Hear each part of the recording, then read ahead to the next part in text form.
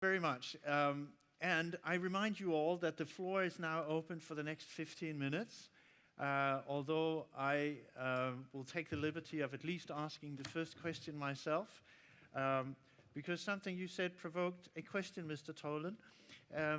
You said that the British industry, if I get you right, has cut cost on current operations in the UK continental shelf by 20% in a year, roughly speaking. Was that correctly understood? Very much, yeah. If you can cut cost in a year by 20%, why haven't you done it before? I think a lot of shareholders are asking that question already. They should. So, indeed. Some of it, so commodity costs in terms of everything from steel to drilling rates have come down. Some of it is, as Woodmac and others showed, people are having to do less because they can't afford to do what they did. And for us also, there has been a massive wave of expenditure. The mindset, we have a very competitive mindset in the UK with the government in the past. It's got a lot better now. I think both the way the government behaves encouraged the industry to minimize its expenditure on assets. By 2010, it recognized that was the wrong place. It spent a lot, and the assets are in a better place, and so can tolerate lower expenditure over the next few years. Mm. The reason I was provoked by that particular figure of yours was, of course, that if the industry can cut costs in the UK by 20%, why should the government of Denmark be interested in tax incentives? Like in Norway, predictability is worth much more than a small tax incentive, and the industry is obviously operating on very high costs. Wouldn't you agree? I would agree, because we also see that the cost reduction coming in Norway now, and there are different programs, both within the companies, but also within the oil and gas society, Oil and Gas Norway, trying to find solutions to drive the costs down and working more on standardization and particularly if you look at what is the main challenge in Norway is drilling wells, and the well costs have increased dramatically over the years, but now they managed to drive the cost of drilling a well down to half of what it used to be a year ago, and more efficiency. And then you can ask the question, why? Was it because you don't thought about the cost when the oil price was $100, $150? Well, we won't want to think that about anybody. No, of course not. They're efficient even when they're making money. That would be the logic. But of course, that reality might be different. But let me create a challenge for Mr. Beck, who's still here, and we're very happy about that. Thank you very much for remaining with us for this period of time. Now, the Norwegian government seems to be confident that they can maintain a very high level of activity in their shelf, even with all the problems that the industry is facing also in Norway, as we heard. Now, again, if the cost can be cut by 20% in a year, why should the Danish government consider tax incentives like those invented in Britain? We sit at different parts, different places in maturity. So I only half joked when the size of the discoveries, leaving aside Johan Sverdrup, I'm convinced there's one on the UKCS, but I don't know where it is. But leaving aside Johan Sverdrup, most of our discoveries are so much smaller that when you have to go as an oil company to compete for money, you need to find ways to make that attractive against Brazil and other places where, frankly, we're seeing a small change. Right. So unless you can get onto the table and show that the capital you need is attractive enough for them to invest in, you won't win that argument. Is that why marginal field incentives were so successful in Britain, as we heard from Wood Mackenzie? It's been part of the solution.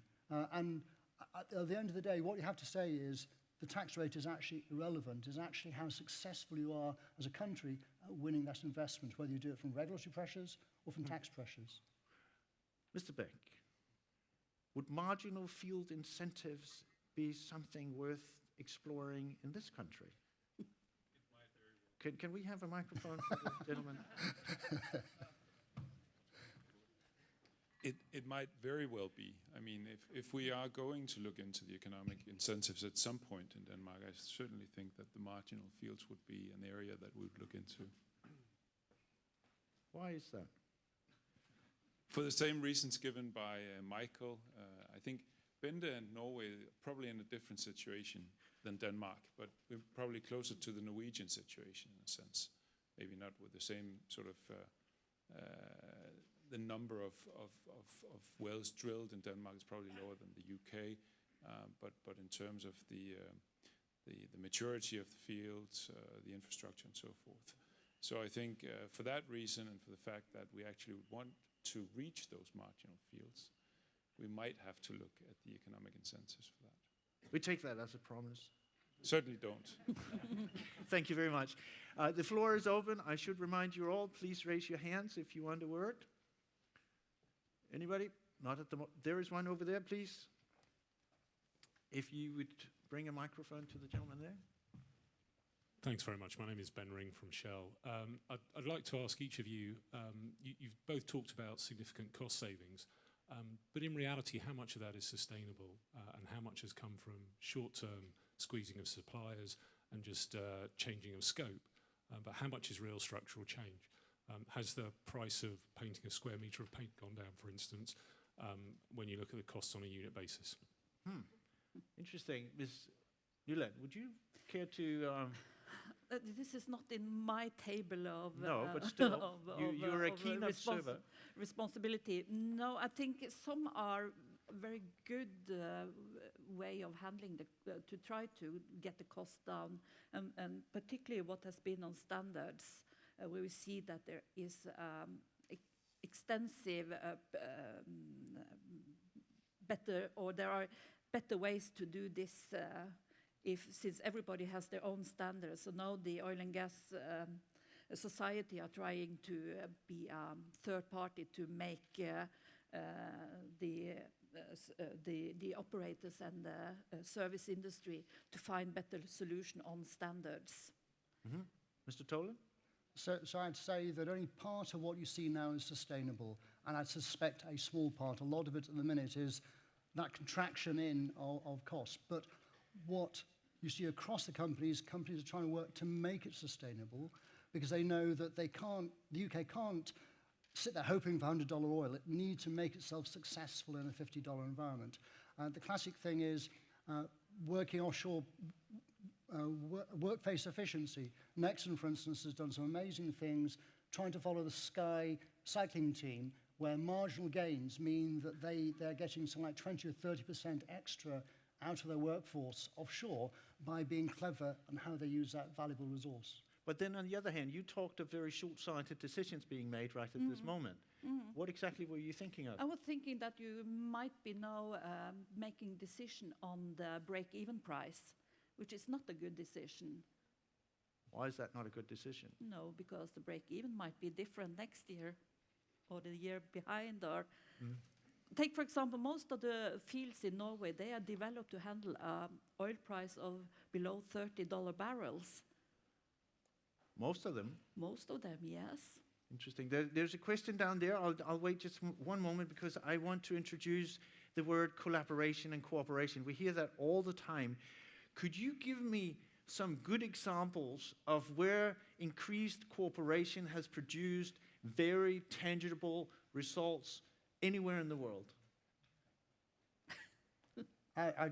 Example at the minute we're working on the UK. Statoil helped lay some of the thinking for this, but 5 or 6 major companies are trying to work together on warehousing at the minute.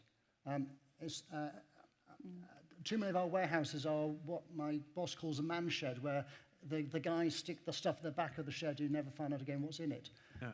Only this is much more expensive, so they're trying to get this rationalized, farm it out, have one person run it, and have an IKEA of warehousing rather than the back corner shop that it is at the minute. Right. So that's one where they said, no, frankly, we just need one turbine on the shelf. We don't need 100. Obviously, it sounds like a good plan. Is there any examples of anything that has worked already? What is going on now with the development of Maria that was mentioned here, that is tie back to 4 mother platforms. 4. So they need to be cooperating on this. And the second is, of course, the development of Johan Sverdrup and the whole Utsira height, where there are actually 4 or 5 development going on at the time being, which are cooperating. Any additional examples are most welcome. Please, there was a question in the back. Yeah, Graham Goffey, PA Resources. You've talked very rightly about standardization within countries between companies and suppliers. Can you comment on standardization across countries between regulators so that we don't have regulatory barriers to, for example, moving rigs around between countries? That's just an increasing cost for the industry. Thank you. I should have asked that question. Please. Yes, well, that is, I can push this to the safety authorities, but I've been working with what is called rig groups, and where the main issue has been, is it possible to move rigs across the borders? And we have had one challenge. We have all the pros and cons, but when we have asked a rig owner, can you put up the cost, show us what the difference are, we don't get any volunteers. I don't know why. Mr. Tolan? I would agree with Bente. It seems a no-brainer that we should have, it's one North Sea, there should be utilities that can move across. I know rigs are classic where there are still problems, and I know the regulators are trying to have a single uniform mindset to break that problem. It works much better in helicopters already, so there are places where it can work. The other good example I can think of, I know of Centrica that's got a standard gas platform design in the southern North Sea, a sort of gas platform on wheels it's using in the Netherlands, that it wants to bring into the UK to try and actually have standard design template solutions for things. There seems to be a very different approach from Britain to Norway. And I know you gave us at least partial explanation before the difference in the shelves. Ms. Nyland, give our government a piece of advice. We're going to have a meeting next month, so maybe I give it. Okay, maybe you'll give it there. Well, then No, but, raise the curtain somewhat. Well, I think I would say predictability, because that means that a company will be interesting to invest and be there, because they know what the future might be. If you have ups and downs, you will see a different regime and a different way of the companies to act. And as I said, in Norway, nobody has left yet. Despite of the 78% tax. I love your interpretation of predictability. That's really standing on one's platform and not moving. And it's important to also remember that it's a neutral tax system, and the state is a big risk taker into this. Yeah. So we are more into this all together. So what is good for the state should also be good for the companies. So basically, tax incentives are counterproductive because they ruin your predictability. Yes, in one way, yes. Yes, Mr. Tolan, what would be your interpretation of that? I'm so glad I didn't meet you 2 years ago.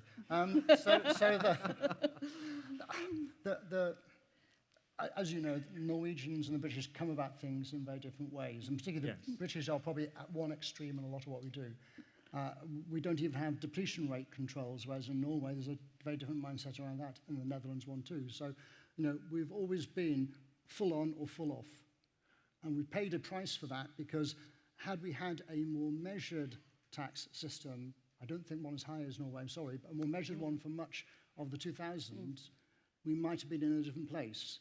But we are, it is the consequence we are, so we have to be as radical to move where we need to move to attract the next wave of investment. Without it, we won't work in the UK.